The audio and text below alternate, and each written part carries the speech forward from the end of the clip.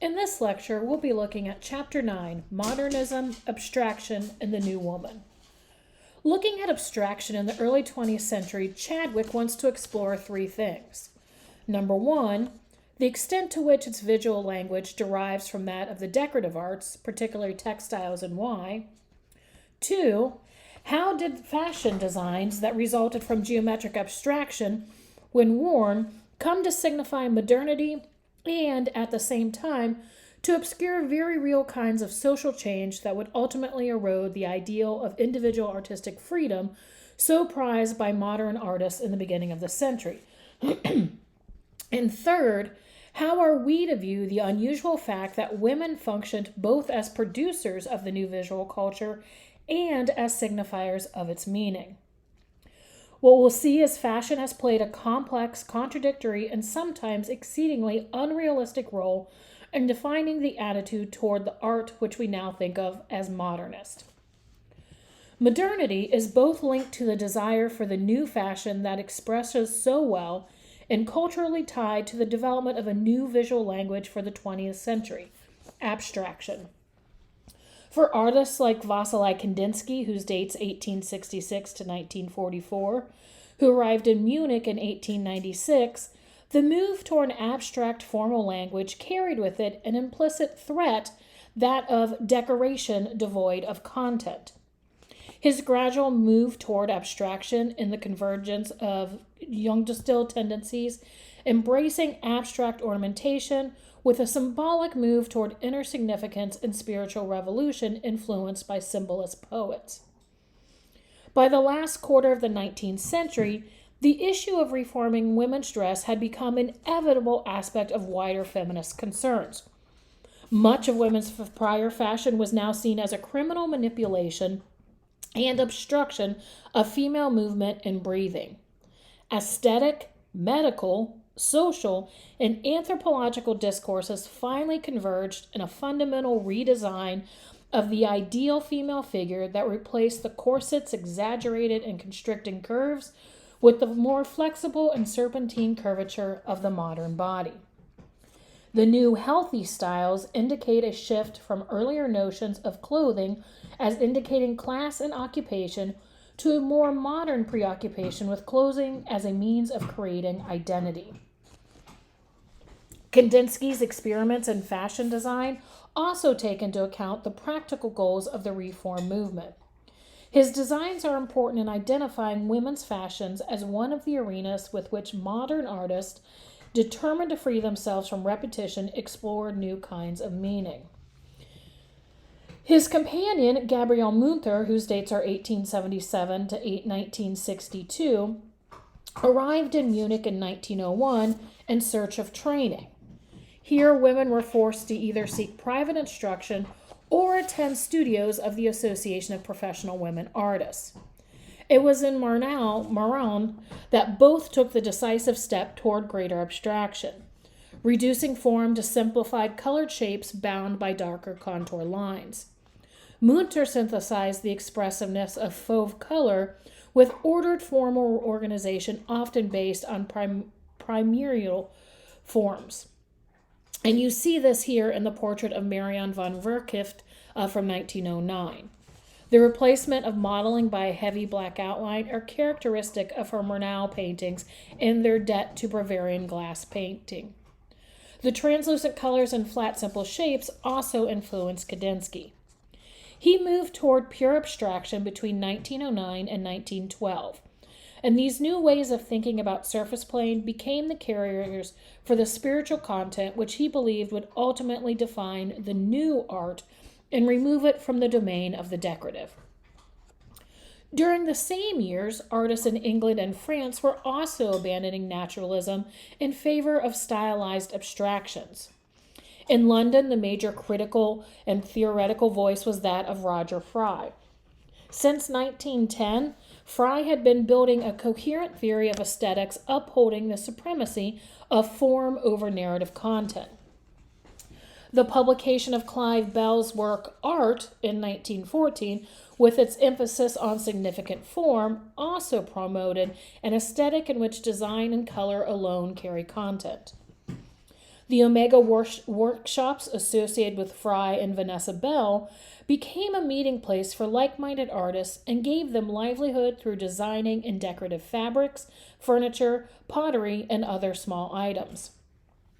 They also sought to challenge the Victorian distinction between high and low art, or between art and craft. That many of the workshop's patrons were wealthy women, the same women who patronized the fine arts and couture houses, set up a relationship between class and modernity that had far-reaching implications. Vanessa Bell, her dates were 1879 to 1961, and the abstractions of Bell were derived from nature. The process of formal simplification and abstraction resulted in tightly structured compositions which replace anecdotal content with absolute aesthetic values. But now we're going to transition to Russia, and we have Sonia Delaney. Her date's 1885 to 1979, and she was a Russian artist who moved to Paris in 1905, and in 1910 married the Cubist painter Robert Delaney. She synthesized post-impressionism, early Matisse, and Russian folk art and paintings.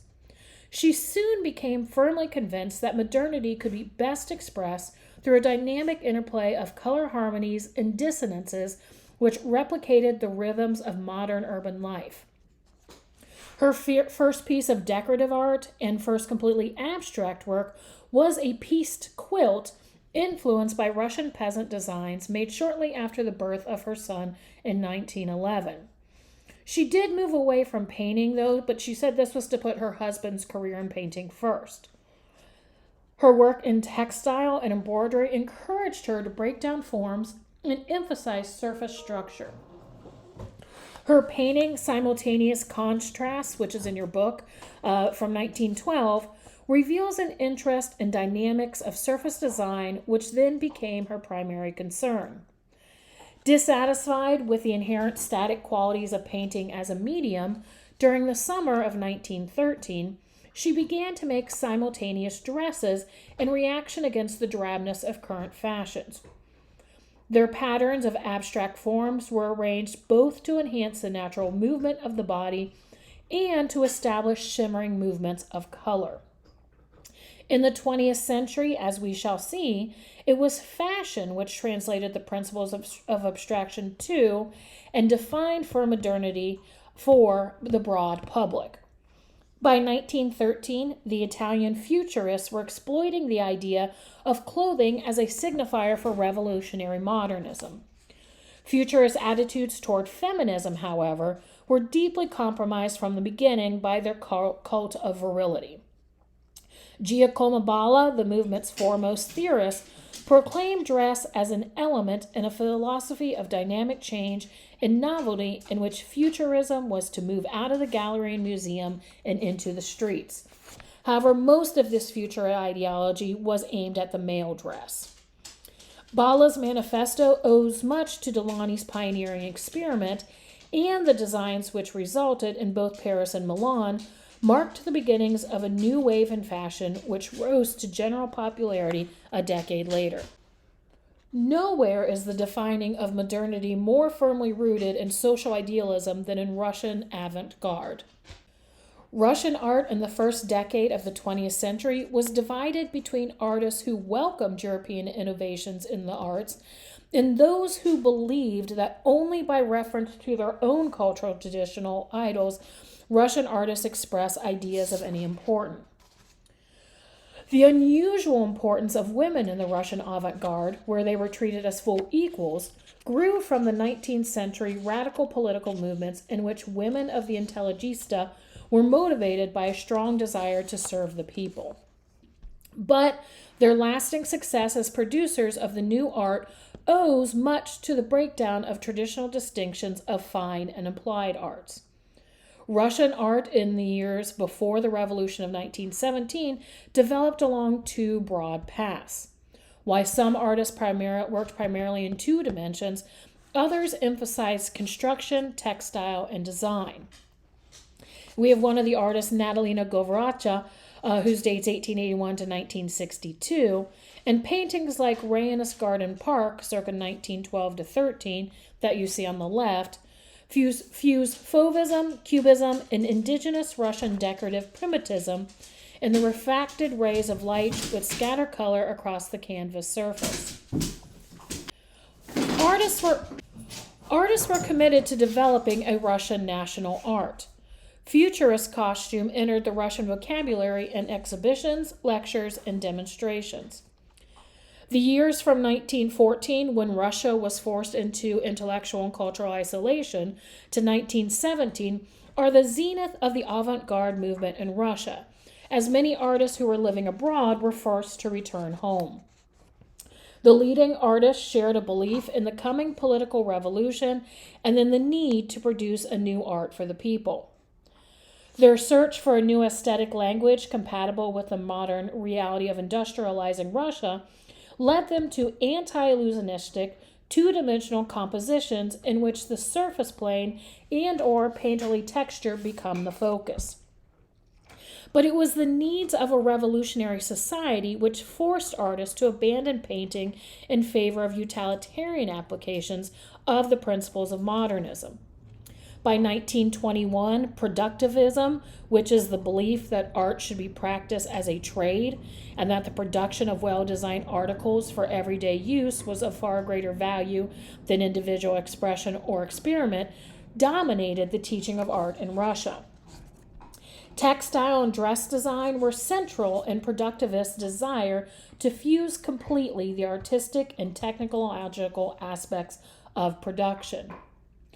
Also going on this time in Western Europe, we go back to Sonia and Robert Delaney, who had spent the war years in Spain and Portugal.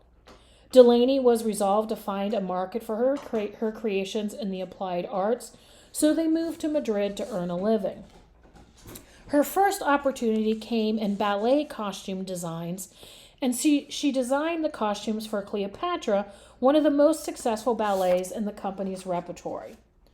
She produced a two-dimensional geometric ordering of discs and boldly frontal geometric designs ideally suited to the angular processional quality of the ballet's movement.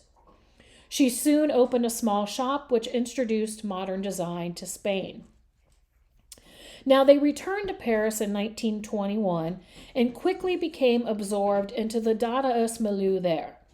They shared their commitment to breaking free from the static quality of painting by applying the language of abstraction as widely as possible with other Dada collaborators.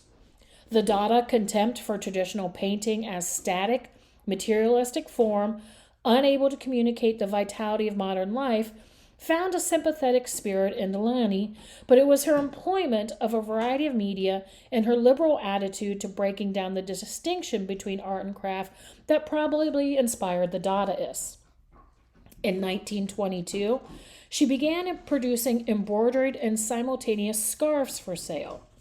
This then led to a series of dress poems on which colors and words were brought into ever-changing relationship through the movement of the body.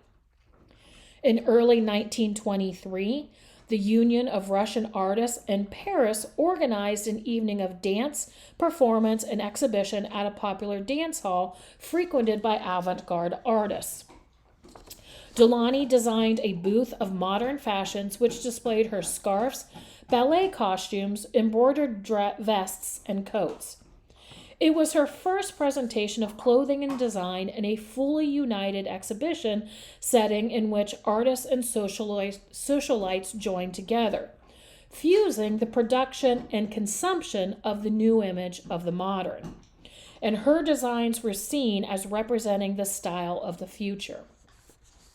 The evolution of her fashion and textile designs, which by 1923 were being commercially produced, reflects both the French textile industry's attempt to recover quickly from the slump caused by the war by identifying their designs with contemporary avant-garde art and new ways of thinking about the body and display. Seeing the image of the body as a fluid screen capable of reflecting back a present constantly undergoing redefinition and transformation. She did make designs for males, but the commercial development was entirely directed toward women's wear. Now, as we go back to Russia, the years during which Delany was most involved in textile and clothing design in Paris corresponded to the period when Russian artists sought to find socially useful applications for their aesthetic theories. Moscow had a large textile industry, and designs for textiles and clothes were valuable for the practical application of constructivist ideas about materials and the application of design principles to everyday life. Fashion, which used to be the psychological reflection of everyday life, of customs and aesthetic taste, is now being replaced by a form of dress designed to use in various forms of labor for a particular activity in society. This form of dress can only be shown during the process of work. Now, in Paris, Russian and French design came together in 1925 at the Exhibition of Decorative and Industrial Art. Close similarities between Soviet communist and Western capitalist textile designs were immediately apparent, raising questions about the actual content of the new fashion. Quickly spreading across Western Europe and America, and shifting from one-of-a-kind designs for wealthy women to mass-produced clothing for the middle class, modern textile and clothing designs, but Delany and Russian artists carried the image of the new woman to a wide public. But this new image served ends that had little to do with actually changing the conditions of life for most women. That the new woman is the modern woman is reiterated in mass market publications of the 1920s. The real relationship between a 1920s ideal of fashion and glamour, which stressed the modern woman's youth and sexuality, and the reality of most women's lives was far more complex. The commodified image of woman signifies her expanded role as consumer.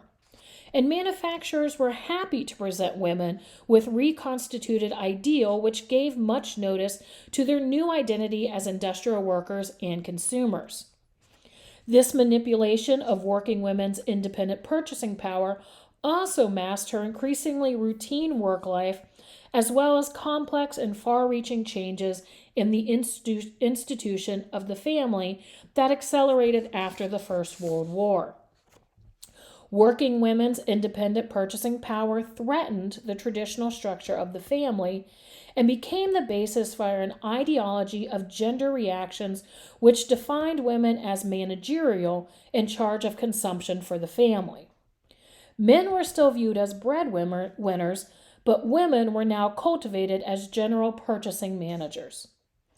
The popular advocacy of the image of the new woman was international in its scope. The image itself is generally most responsive to the needs of industrial capitalism, no matter in which country it was. In the end, the image that promised a new world for the modern women in 20th century industrial society would exist as a reality only for wealthy and privileged women. As it filtered to masses of working women, it functioned more as a fantasy, remote from the realities of most women's lives, but strenuously asserted through media campaigns as a means to promote consumption, selling youth, beauty, and leisure, along with the latest fashions.